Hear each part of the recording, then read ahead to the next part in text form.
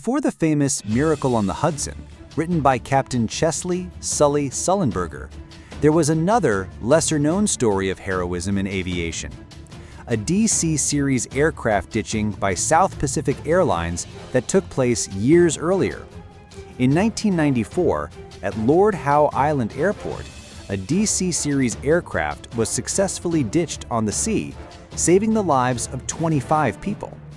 Let's go back to the day of the incident and revisit this heart-stopping act of skill and courage. Performance was gone. It wasn't accelerating. It wasn't climbing. And Benjamin was standing to wash. On April 24, 1994, a South Pacific Airlines DC-3 aircraft was scheduled to depart from Sydney Kingsford Smith International Airport en route to Norfolk Island. Its mission was to transport a student military band from Scots College, along with a team of journalists from the Australian newspaper, to participate in Anzac Day commemorations. There were 25 people on board, 21 passengers, 2 pilots, 1 additional observer pilot, and 1 flight attendant.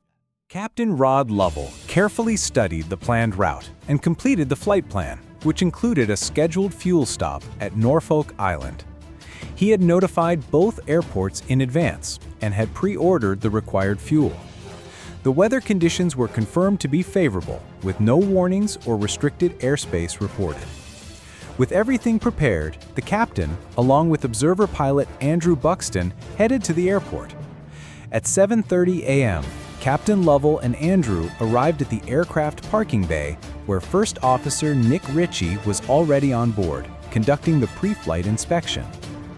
After boarding, the captain began checking the safety equipment, while the first officer continued with the pre-start checks. Since the aircraft was not parked at the passenger boarding area, they started the engines at 8:30 a.m. and completed a system status check. Once the aircraft was confirmed to be in good condition, they taxied to the Hawker Pacific passenger terminal, where they met the passengers and loaded luggage and cargo. Captain Lovell personally supervised the ground crew during the loading process, as he had received a passenger manifest by fax days earlier and had already completed the weight and balance calculations in advance. I had originally thought there were only 24 seats on board, but due to a last-minute cancellation the night before, we ended up with fewer people than expected, resulting in a lighter load, which fully met the takeoff requirements. As passengers began boarding, the weather was exactly as forecast. Clear skies, light and variable winds, visibility over 10 kilometers, and a temperature of around 18 degrees Celsius. Once all passengers were on board, the aircraft was secured and sealed, and the crew began final preparations for the flight. The captain sat in the left seat and the first officer in the right. According to the task assignment, the first officer would serve as the flying pilot, while the captain would act as pilot monitoring. Captain Rod Lovell had extensive flying experience. He began his career in 1968, serving in the Royal Australian Air Force, where he flew both the Mirage fighter jet and the Hawker Siddeley HS-748 patrol aircraft. After retiring from military service in 1978, he transitioned into civil aviation, flying a range of aircraft, including the Douglas DC-3, DC-9, Dassault Falcon jets, Cessna Citation, Beechcraft King Air, and even earned qualifications to fly the Boeing 747. The captain held an Airline Transport Pilot License, or ATPL, and had accumulated a total of 9,186 flight hours, of which 927 hours were on the DC series aircraft. The first officer held a Commercial Pilot License, or CPL, with a total of 500 flight hours, including 250 hours on the DC-3. The observer pilot also held an ATPL with 2,741 total flight hours, but had only 22 hours of experience on the DC-3. After engine startup, the crew received taxi clearance to proceed to runway 16. As the aircraft taxied to the holding point, the crew performed a final verification, followed by the pre-takeoff checklist. This particular DC-3 was already 50 years old at the time, having been manufactured in 1944 during the final stages of World War II. It was not officially registered and put into service until 1949 and had accumulated a total of 40,195 flight hours. The aircraft was equipped with two Pratt & Whitney R1830 radial piston engines, both of which had exceeded the recommended 1,000-hour interval since their last overhaul. The left engine had operated for 1,028 hours, and the right engine for 1,086 hours. According to the final investigation report, both engines were operating under an extended maintenance interval or exemption granted by the Australian Civil Aviation Authority. Although they had exceeded the recommended overhaul limits, their use was still in compliance with regulations at the time. Once the DC-3 reached the runway holding point, the crew conducted another final systems check to confirm that everything was ready. At 9:07 a.m. local time, the crew received takeoff clearance.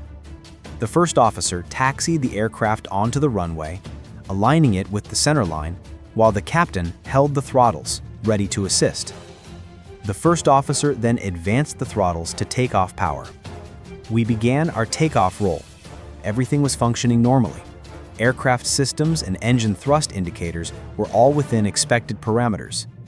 The DC-3 accelerated down the runway, and when the airspeed reached approximately 45 knots, the aircraft's distinctive tailwheel lifted off, placing the aircraft into the initial ground roll attitude. All cockpit indications remained normal. Takeoff acceleration continued smoothly, reaching about 81 knots. The captain gave a hand signal to the first officer to begin rotation.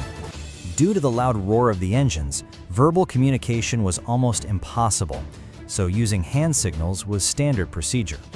The first officer was spotted and began to rotate the aircraft. The plane successfully lifted off from runway 16, and the crew confirmed a positive rate of climb. Once the aircraft reached approximately 200 feet, the captain called for the landing gear to be retracted.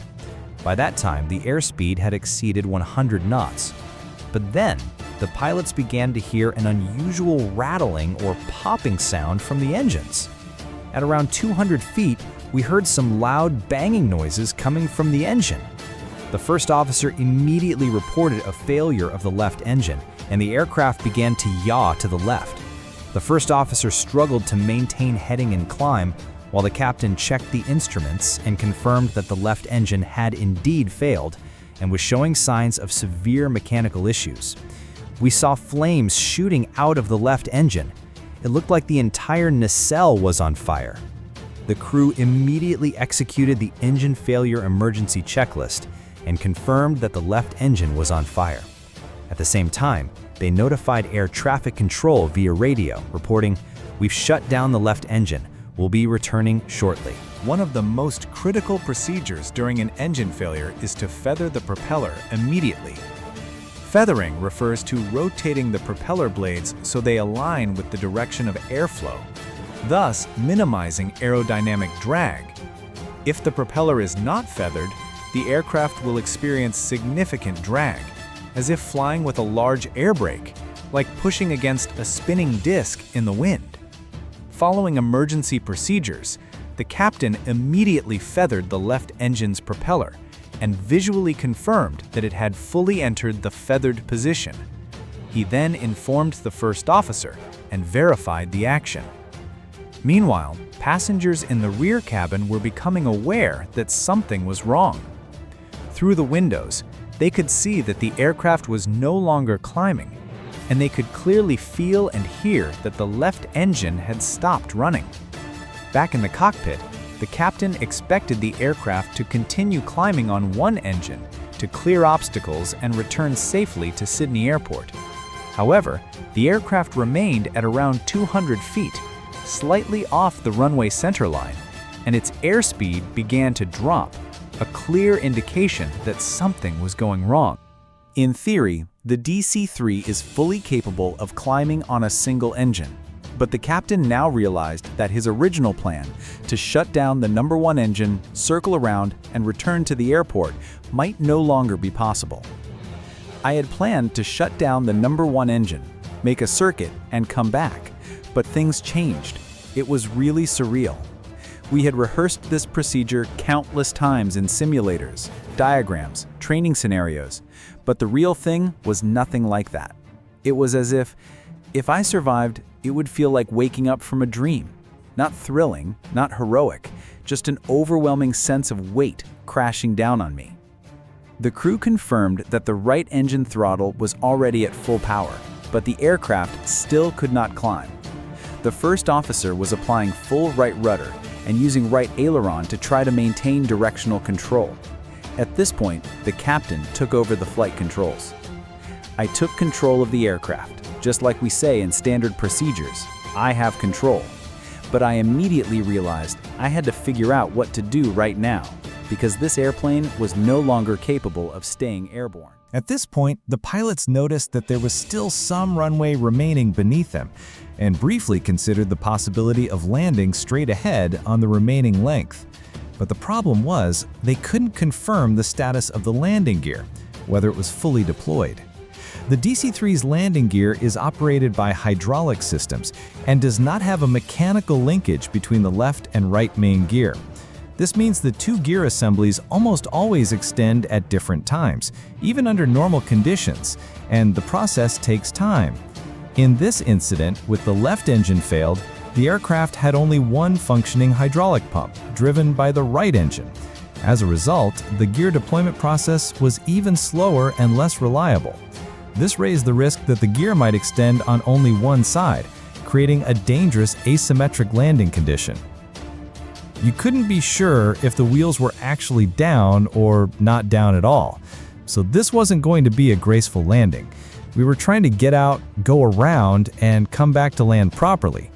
But I decided I couldn't do that. Another critical concern was that if the aircraft overran the end of runway 16, the consequences could be catastrophic. At the end of runway 16 stood a row of large concrete wave breakers, installed to protect the shoreline from the sea. If the DC-3 were to overrun and collide with these obstacles, the aircraft would likely break apart instantly. At that moment, the aircraft was also fully loaded with fuel. Any rupture on impact could result in a massive fuel-fed fire or explosion, so a straight-ahead landing was not a viable option. The captain looked to the left and noticed the newly constructed runway 16 extension, which was parallel to their current flight path and extended farther out toward the sea. However, the new runway was still under construction, cluttered with construction vehicles and equipment, and its surface had not yet been paved. Even if the runway had been complete, it would not have been suitable for an emergency landing at that moment. More importantly, the aircraft's performance was insufficient to safely reach that runway. Turning left toward it would mean losing vital lift from the wings during the turn, potentially leading to a mid-air stall and crash. If I turned left, the aircraft would have dropped immediately. I couldn't hold it, so that was not an option. The captain was running out of options, and time was rapidly slipping away. A similar incident flashed through his mind, one that had occurred in 1980. A Beechcraft King Air 200 lost an engine during takeoff from runway 25 at Sydney Airport. The pilots attempted to turn back and land on the opposite runway 34, but the aircraft crashed short of the runway and everyone on board was killed. That aircraft took off from Sydney, lost one engine, tried to turn back, but didn't make it. I remember that place because about 30 minutes after the crash, I landed there myself. I could still smell the burning, still see the charred houses. It left a lasting impression on me. In that moment, it was as if a voice inside the captain's head said, "Whatever you do, don't let the same thing happen again." Directly below the aircraft was Botany Bay. The best option, the captain concluded, was to ditch the aircraft in the bay. He radioed air traffic control, reporting, "We're gonna have to ditch." The captain began preparing for a water landing and personally maneuvered the aircraft to avoid boats in the water below. The captain adjusted the aircraft into a ditching attitude, ordering full flap extension while keeping the landing gear retracted. He carefully maneuvered the aircraft to pass over several boats, bringing it down to just a few feet above the water. Then he pulled back the power on the right engine, maintaining flight attitude and reducing airspeed as much as possible while ensuring the aircraft remained under full control. This was the ditching method I chose. At the time, it felt smooth. There was no violent impact. The aircraft touched down on the water without issue. The ditching occurred at a speed of approximately 63 to 65 knots, which was considered a heavy landing, but it was not a crash, it was a controlled ditching. In that moment, I thought to myself, we made it. I was satisfied. From the moment the left engine failed to the time the aircraft ditched into the water, only 46 seconds had passed. The aircraft touched down tailwheel first, then the nose dipped into the water, sending a massive wave crashing over the cockpit. The fuselage was quickly submerged, but the aircraft managed to stay afloat, slowly yawing to the right. Suddenly, inside the cockpit, the landing gear warning horn, stall warning, and fire alarm all began to sound, piercing and deafening. As the aircraft settled on the water and the movement stabilized, the captain attempted to silence the blaring alarms. The fire warning was successfully shut off, but the landing gear warning horn continued to scream. Even after the battery was disconnected, the alarm still wouldn't stop. The first officer simply remarked, "Electrical systems shorted out." From the cockpit forward, everything still looked relatively intact. The captain then turned to check on the cabin, expecting to see chaos and panic, but what he saw instead was passengers standing up, calmly putting on their life vests in an orderly manner. In that moment, the captain felt an overwhelming sense of relief and emotion. In that moment, I could hardly believe it. I expected to see panic, but I stood there, genuinely proud of these passengers. They stood up with discipline, calmly put on their life vests, fully cooperative. No panic, no chaos. They did an incredible job. The observer pilot also immediately stood up to assist the passengers. For now, the aircraft was still floating steadily. The captain looked out the window and saw multiple boats rapidly approaching the aircraft. He had chosen Botany Bay for ditching largely because he knew it was the perfect time of day, when many recreational boats would be out on the water, able to assist with rescue efforts.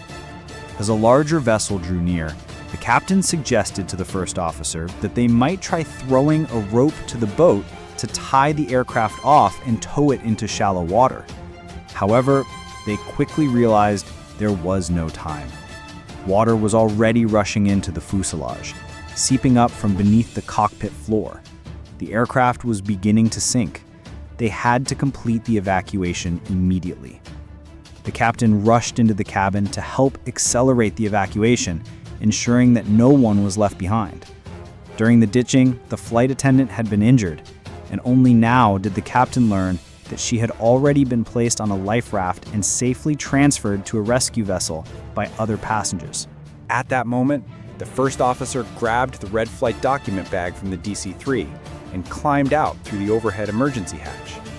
He walked along the top of the fuselage toward the tailplane, then jumped down into one of the nearby rescue boats. Meanwhile, the captain performed one final check of the cabin, ensuring every passenger had evacuated.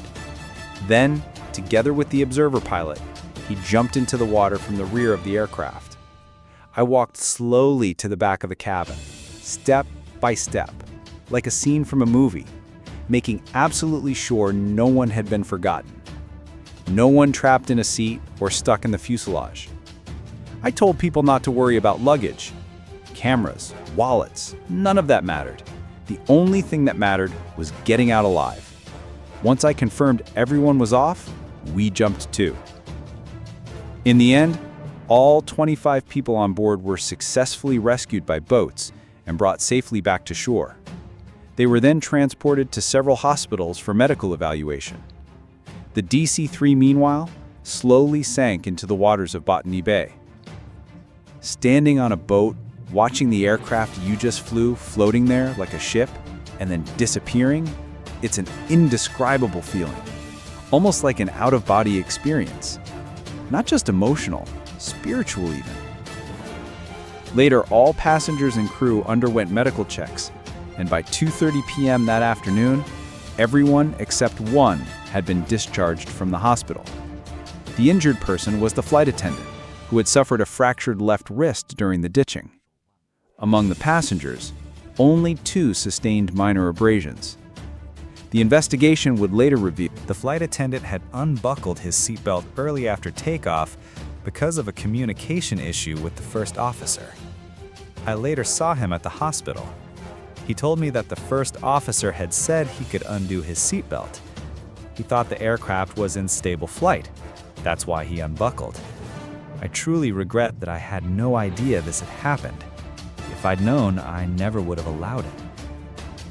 Captain Lovell's decisive actions undoubtedly saved all 25 lives on board. At first, he was hailed as a hero. But soon, the public narrative began to shift. People started asking, who was responsible for this accident? A few days after the incident, investigators arrived at the scene and began organizing efforts to recover the sunken DC-3 from the bottom of Botany Bay. They used inflatable lift bags to raise the fuselage from the water. However, the right engine had detached during the ditching and remained underwater for a full 9 weeks before it was recovered. The investigation team first focused on determining the cause of the left engine's failure, a critical step toward identifying any potential systemic risks in similar aircraft models. Upon examination, investigators discovered that a rocker arm assembly in the left engine's intake valve had been installed incorrectly. The issue was traced to a thrust washer that had jammed the intake valve, causing it to remain stuck in the open position. In that condition, the spark plug ignited the air-fuel mixture while the intake valve was still open, leading to combustion at the wrong timing. This not only caused the affected cylinder to fail, but also disrupted fuel-air mixture and operation in neighboring cylinders. Further inspection revealed fire damage and carbon residue inside the intake manifold and intake ports, indicating backfiring had occurred, and possibly even intake fires. Additionally, the left engine had other serious mechanical issues. Several cylinder base bolts were broken or missing. The spark plugs were heavily worn, far beyond service life. Ignition timing gaps were incorrectly set. Gears and bolts showed excessive wear, far exceeding the manufacturer's service limits. After confirming that the left engine had suffered severe mechanical failure, investigators then turned their attention to why the aircraft could not maintain flight on the remaining right engine. They also examined the right engine, and the official report stated that it showed no abnormalities. However, Captain Lovell disagreed with this conclusion. He firmly believed that both engines had failed to produce full power, arguing that both engines had been maintained under the same conditions. Captain Lovell provided a document from the Australian Transport Safety Bureau, ATSB, as supporting evidence. The document showed that 13 out of the 22 spark plugs in the right engine did not meet operational standards, further supporting the captain's claim that the right engine was underperforming. Another key finding revealed that although the left propeller had been feathered, it had not fully feathered. According to standard specifications, a fully feathered propeller should have a blade pitch angle of 88 degrees. However, post-accident inspection showed the blades were stuck between 65 and 66 degrees.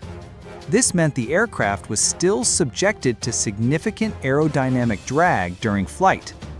In the event of an engine failure, Minimizing drag is critical to keeping the aircraft airborne. This propeller malfunction was identified as a major factor contributing to the aircraft's inability to climb. Considering the aircraft was over 50 years old, its overall parasitic drag was also significantly higher than that of a newer aircraft. Issues such as aging skin panels, slightly deformed rib structures, numerous added external antennas, and worn or misaligned fuselage seals and panel joints all contributed to increased drag. While these might seem manageable in isolation, when combined with a partially feathered propeller and operating at the edge of performance limits, the total drag became critical and unmanageable. Another important factor was the issue of the aircraft's maximum takeoff weight at the time of the incident. The captain had calculated weight and balance based on estimated passenger and baggage weights. The investigation report noted that after asking passengers to report their actual body and luggage weights, it was ultimately determined that the aircraft had exceeded its maximum takeoff weight by 4.7%. While this level of overweight was not extreme, it would have reduced the aircraft's climb performance. However, even under such conditions, performance calculations showed that the aircraft should have been able to climb slowly, or at the very least, maintain altitude. Captain Lovell later stated that the weighed luggage was still wet, casting doubt on the accuracy of the weight assessment. He raised concerns on the spot, but was told by personnel that the weighing results would be adjusted accordingly.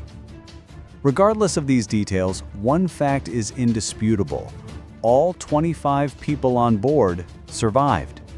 The successful outcome of this event was primarily due to outstanding crew coordination and resource management.